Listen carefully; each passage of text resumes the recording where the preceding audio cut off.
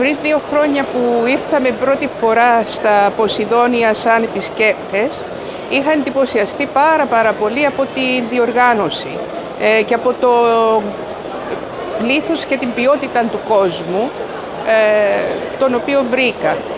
Και αποφάσισα ότι θα ήταν καλά το 24 να κατέβουμε κι εμείς. Είμαι πάρα πολύ ευχαριστημένη. Έχω άριστες εντυπώσεις όσον αφορά την διοργάνωση, όσον αφορά την ποιότητα του κόσμου, τα events τα οποία διοργανώθηκαν, τα παρεμφερή events που διοργανώθηκαν σε συνδυασμό με την έκθεση. Πιστεύω φυσικά ότι μπορεί να βελτιωθεί πάρα πολύ, ειδικά στον κλάδο της πληροφορικής, αν γίνουν κάποια εξειδικευμένοι χώροι στους οποίους θα μπορέσουμε να παρουσιάσουμε σε πραγματικό χρόνο τις λύσεις μας. Ίσως κάποια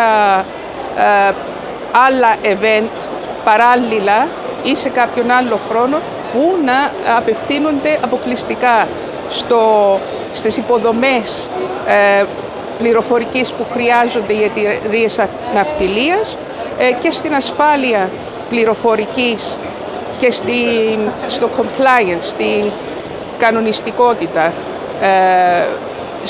στα πλοία.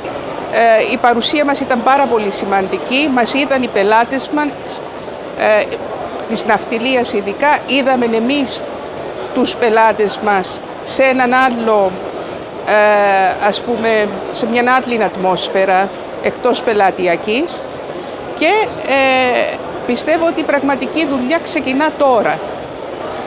Τώρα θα αξιοποιήσουμε αυτήν την πενθήμερη επένδυση χρόνου που κάναμε εδώ στα Ποσειδόνια.